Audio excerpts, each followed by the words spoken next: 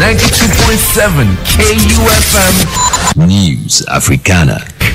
The time is 3 p.m. Good afternoon and welcome to News Africana on KU 92.7 FM Benin City. First, the headlines.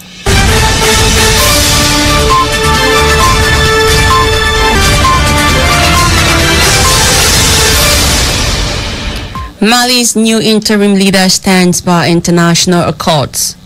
Katanga rebels invade Democratic Republic of Congo mining center. Separatists attack East Ghana police stations, detain 3 officers. Details of these and more after this break. I am Esther Mohammed.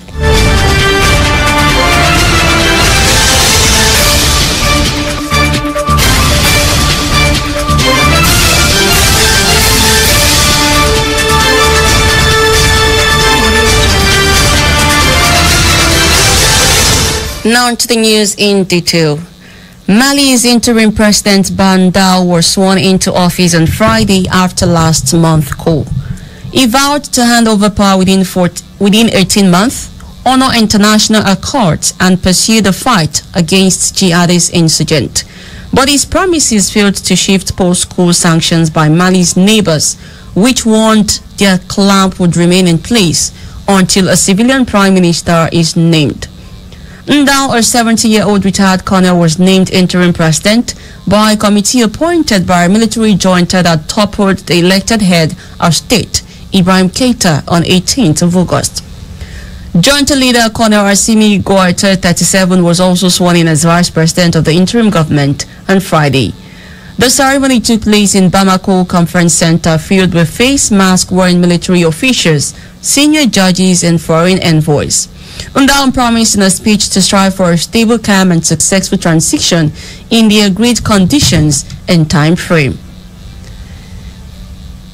Sierra Leone President Julius Maada Bio says an investigation into allegations of corruption into the administration of his predecessor, President Ernest Bai Koroma, will lead to a large amount of property being confiscated and stolen money being turned to the state.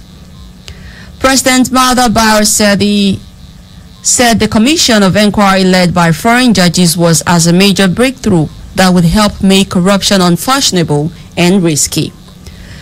A lawyer for Koroma's opposition APC party has dismissed the allegations and said the party would challenge the findings in court. Separatist rebels staged an invasion into the Democratic Republic of Congo's major mining town of Lubumbashi during the night, leaving 2 policemen and a soldier dead. Provincial Interior Minister announced on Saturday that 16 attackers were neutralized, several wounded and captured. He said 2 policemen were beheaded and 1 soldier shot dead, added that no civilians had been hurt. Several witnesses told AFP the rebel had raised the flag of the former Republic of Copper and Cobalt Ridge Katanga in a main square in the city. Soldiers and police were deployed in large numbers and state television and radio were off the air in the state. An attempted breakout from the town Kasapa jail had been brought under control. Officials were to provide an update on the situation in the city after a security meeting. The insurgent fighting for the mining bridge region from Democratic Republic of Congo had raised the Katanga flag in the city in 2015 before handing themselves over to the UN forces. Elsewhere, suspected members of a separatist group seeking an independent state in eastern Ghana on Friday stormed 2 police stations and detained 3 officers. Regional Minister Archibald Lessa said attackers believed to be from the secessionist Homeland Study Group Foundation launched the raids at dawn in the towns of Aviemi and Mepe in the Voltage region. He said the separatists who want to establish a new nation of Western Togoland set up roadblocks at various entry points to the region, some 15 kilometers northeast of the capital, Accra.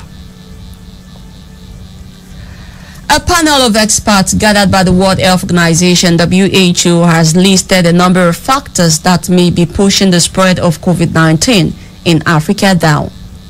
expertise in epidemic control, a young population, and a possible effect of pre-existing immunity were cited as possible factors. The panel of experts that included the WHO's Regional Director for Africa offered several explanations as to the different behavior of the pandemic in the continent when compared to the rest of the world. The swift application of lockdowns that came at a high cost of many economies were mentioned. The structure of the African Society of Caring for the Elderly at Home was also cited. The new explanations also emerged in the conference, such as the possible impact of smaller urban areas in many African countries, which means that the virus could travel less fast in more remote populations in the area. The continent's transport system was also mentioned. And finally, this afternoon, Africa has escaped the rise in coronavirus cases, since elsewhere perhaps due to low population density and a hot and humid climate. Africa recorded 34,706 deaths from 1,439,657 cases, according to an AFP tally on Friday, far behind other continents. The United States alone has 202,827 deaths from 6,979,937 cases. WHO said some of the worst hit countries, such as Algeria, Cameroon, Ethiopia, Ghana, Ivory Coast, Kenya, Madagascar, Nigeria, Senegal, and South Africa, had seen infections steadily fall in the past 2 months.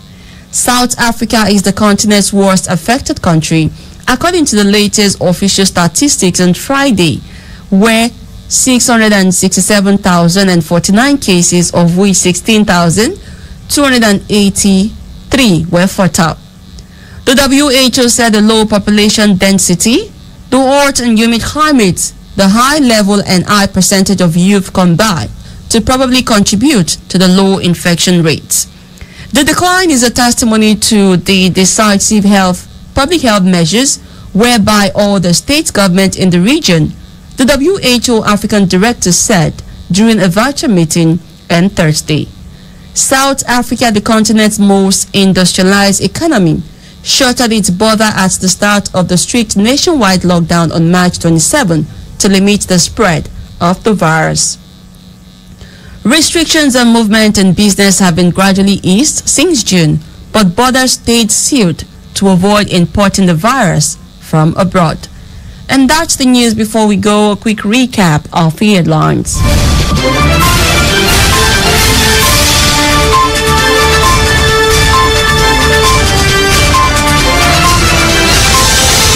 Mali's new interim leader stand by international accords. Katanga rebel invade Democratic Republic of Congo mining center. And finally, separatists attack East Ghana police stations, detain 3 officers. Do remember that the continued unity of Nigeria is a collective responsibility. Be sure to play your part. Coronavirus is real. Wash your hands regularly with soap under running water. Stay safe. KUFM's News Africana was produced by Nusahari Uwadai. I am Exta Mohammed saying thanks for listening. Good afternoon.